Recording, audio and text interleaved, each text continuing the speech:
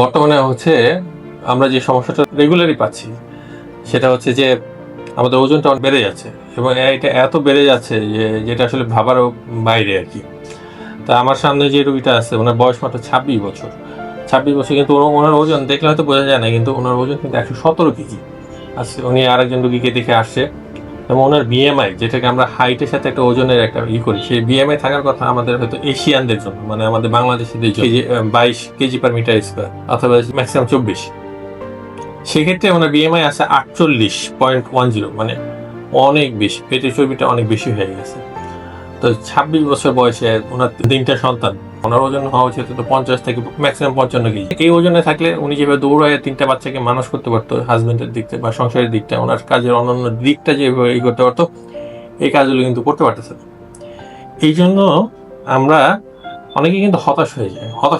প্রথম কথা হচ্ছে যে এই ওজনটা বাড়তেছে কেন? বাড়তেছে একটা কারণ হচ্ছে যে আমাদের আগের যে জীবন ব্যবস্থা ছিল, চাল ঝাড়া লাগতো, ডাল যাতায়াত করতো, পাটা পোতা ছিল, ঘর বড় উঠান ছিল, সেটা এটা ঝাড়ু দেওয়া লাগতো, নদীর পাড়ে কলসিতে করে পানি আনতো মহিলারা, এসব কাজ করতো। কিন্তু আমাদের এখন জীবন একদম ফার্মে মুরগির মতো হয়ে গেছে। ওই রেডি করা খাবার, পলিশ করা খাবার, কোনো চাল ঝাড়া লাগে না, ডাল ঝাড়া লাগে না, কিছু সব অটোমেটিক পলিশ, কোনো কাজই নেই বলতে গেলে। প্রধান কারণ হচ্ছে এই কারণ।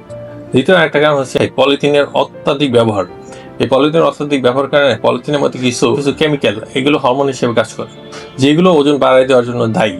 তো এই জিনিসগুলো আমাদেরকে বুঝতে হবে এবং নিজেদের সচেতন হতে হবে। যদি ওজন বেড়ে যায়, আগে থেকেই সচেতনতা তৈরি করতে হবে। বিপদের বিষয় হচ্ছে আমাদের যে পেটের চর্বি, এই পেটের চর্বিটা বেড়ে যাচ্ছে। এই পেটের চর্বি হচ্ছে মেটাবলিক অ্যাক্টিভ, এটা একটা হরমোনাল গ্ল্যান্ড হিসেবে কাজ করে। জাস্ট এই ফিতার মাধ্যমে মেয়েদের 80 সেন্টিমিটারের কম থাকা উচিত, ছেলেদের ক্ষেত্রে 90 সেন্টিমিটারের কম। এই ফিতার মাধ্যমে আমরা যদি মেপে বাইরে চলে যাই, তাহলে কিন্তু আমরা ঘরোয়া যেসব এক্সারসাইজ সেটা কিন্তু একটু করতে পারি। আমাদের সচেতনতা খুবই দরকার। আজকে আমি যদি সচেতন হই, আরেকজনকে যদি সচেতন করি, তাহলে আমরা সুস্থ হয়ে যেতে পারি, ডাক্তারের কাছে আসা লাগবে না। প্রাথমিক ধাপটা নিজেদেরই করতে হবে, সঠিক জ্ঞানটা থাকলেই হবে।